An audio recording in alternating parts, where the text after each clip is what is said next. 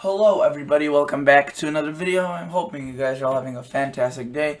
So today's upload is going to be a video about who will see the coldest winter temperatures this year. Now, this video is kind of special to me as I've been making this video for ever since I was on YouTube for 4 years. 4 years I've amassed almost 14,000 subscribers, and that's just out of my dreams completely. That's just blew me away, and I just hit 14,000 and I'm just so happy. Thank you so much for all that support.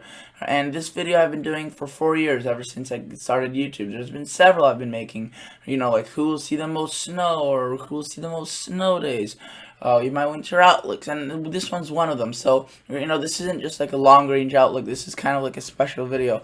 So I really am grateful that I'm continuing to make these videos for you. And if you like anything about this channel, consider clicking the subscribe button. If it's red for you and you see this button, and you scroll down and you see this button as being red, shame on you. I was kidding, but please consider subscribing. And once you're subscribed, then your click is supposed to be white, and it would just mean a lot if you could click that button and subscribe to this channel. So thank you so much for doing that. So let's get into this. First up, let's look at the ENSO. That's a very big factor. In case you're wondering what the ENSO is, it basically is a region across the South American coast, or South American, I didn't say African, sorry, I'm American, and it's basically this region, whether it's cooler or warmer, and where it is cooler and warmer. So see right here, for our anomalies, if we were to pull up our sea surface temperature anomalies for October 24th, you can see it's a little bit cooler by the coast, then it gets a little bit warmer.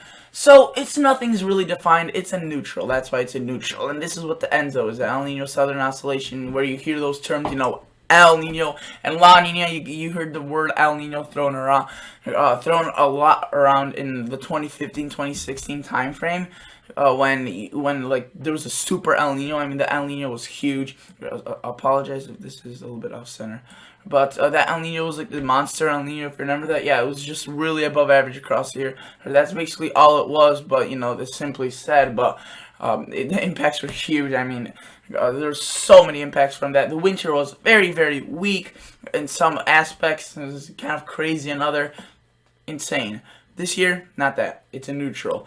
And what does a neutral mean? What the fiddlesticks does that mean? So if we were to look, I forgot to search this up. Let's go in neutral. I don't know how to spell. This is constantly recurring. I wanted to show you what a neutral ENSO pattern is. So a ENSO neutral winter pattern looks something like this, and this is the NOAA, the National Weather Service webpage, and you can see they're talking about the La Nina, El Nino. We're basically neither, and the neutral you can see is basically bringing cold conditions across the north. And as you can see right here, I just spotted it with my peripheral vision. ENSO is one of the most important climate phenomena on Earth because the impacts it has on the U.S. especially, and a lot of the places in the world as well. It's not just the U.S. that has impacts on Europe as well. So if you were to look at this, we have the jet stream right here that brings in chillier conditions, and basically why that happens is because not only the warmer waters off Alaska, which we have this year, but the Pacific jet stream is often plowing right into it, and that's kind of creating a little kind of bend in the jet stream, and it kind of needs to get, this is a bad drawing, basically the jet stream, the polar Pacific jet stream is constantly, pushing at the polar jet stream, which, trying to just go flat, which it doesn't when the Pacific jet stream is pushing at it, and that's what it kind of does. Maybe more broad, I should say, like that.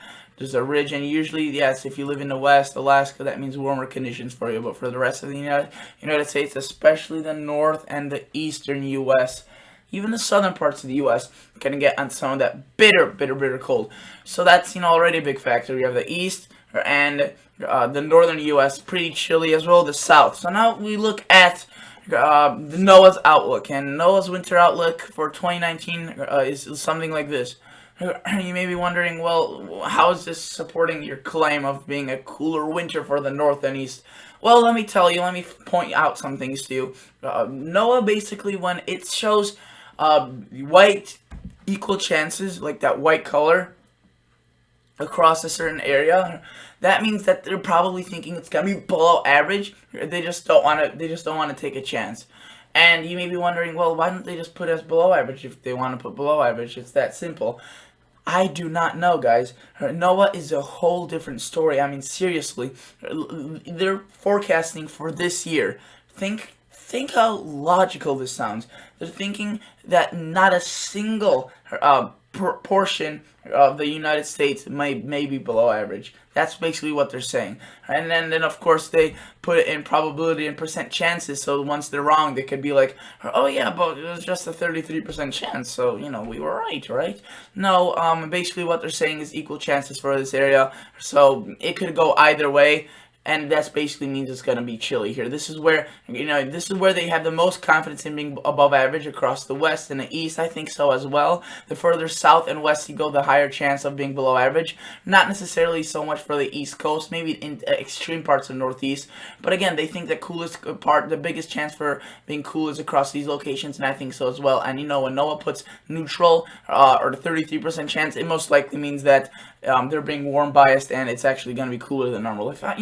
Again, I'll show you my forecast in just a bit, or what I think, and it's just, I think it's going to be way chillier across the central portion of the country and into the east. So I wanted to quickly, I showed you the ENSO, but I also want to point one thing out as with this slideshow is, if we were to look at the historical El Nino and La Nina episodes based on the ONI, which is basically a 3-month period, either being a La Nina, El Nino, or neutral, notice how the 2013-2014 year pops up as being in the neutral, and that basically, if you remember that winter was, it's similar to this year in the fact that the neutral pattern started pretty far out, not just in the last second, and I'm not saying that the winter, is going to be like the 2013-2014 solely based on a neutral. I think it will be like the 2013-2014, but not just solely based on this. But basically what we have right here is a neutral El Nino, and if you remember this winter, it turned out to something like this, and this is what the winter was. I mean, it was insane cold, and this was just like a classic example of what a neutral winter does. We had the polar jet stream kind of doing this thing, and you can see it was pushed down to the south with the strong Arctic winds, and much of the southwest was actually above average and warmer. So that was a factor in it. But notice how, here, this was just extremely below average. 4 degrees below average for a 3-month period is pretty significant. So, as you could, probably figure out, there was record snow across the United States, especially the further north, and basically the East Coast was hammered, the Midwest was slammed by Alberta Clippers, the South received several big crippling snowstorms. The only areas that were spared that winter were the Southwest, and I think this year may be similar. So it may not be too good of a skiing season for the Southwest that my predictions are at this point. One last fact I want to show you is the warm waters off, I guess, the North American continent, if you will, and you can see right there, there's warm waters, and now, so warm waters is usually high pressure. High pressure is formed when there's peaceful, calm conditions. That's usually associated with warm waters. When the warm air rises, that's kind of like a dome of high pressure forms. That's just what we often see in weather. Sometimes we see that during the summer across the United States, and when that happens across the U.S., we see we see very warm conditions across those areas that are under it, but then we see the storms kind of traveling to the north of it. It's called the ring of fire pattern. Right? That's what it's called. Now this is kind of the same thing, but on a larger scale. The jet stream is kind of like acting as that storm, and the high pressure is still acting like the high pressure would in a normal scenario with a heat wave in the summer. But then this polar jet stream gets kind of sent to the north, and again, like a rubber band, it wants to get back into equilibrium, kind of like this. And it kind of dips down into the U.S. and then slowly starts steadying itself, and basically that brings colder conditions into the U.S.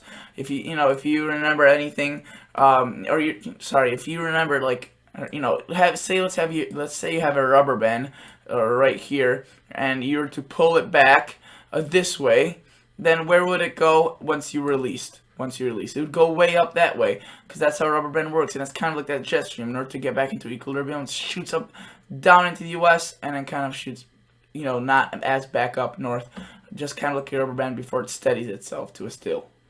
Now, this isn't really my official, who will see the coldest winter forecast, but if I were to do a map, which I didn't do in this case, I had not that much time to do, but I pulled up an image of my winter outlook, and this is what I still stand pretty strongly by what I made back in early October and late September, and I've been keeping that basically since August. I think that across a good portion of the north central United States, we will be seeing very chilly conditions, like the brunt of the chill. Then, like across these locations, getting way down into the southern U.S., it will be chilly as well, maybe not to the extent as up here.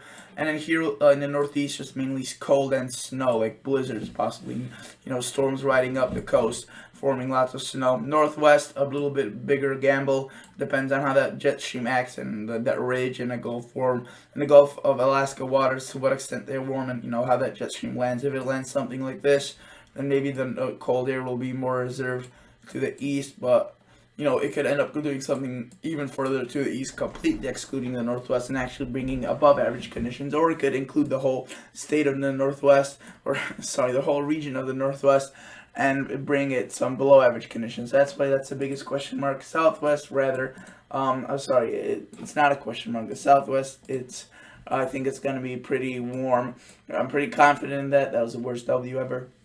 Here is a big question mark. Here across these conditions, I think, or these regions will be cold, and then the Northeast will be rather known for its snowy conditions. The Southeast maybe get chilly and a freak snowstorm or two, or maybe not even freak, just a repeating kind of cycle of small systems or a couple of large systems may occur. So that's what I think will be occurring. Thank you guys so much for watching. Consider liking the video. Consider subscribing to this channel. And I'll catch you all guys on the next episode. See ya. Bye.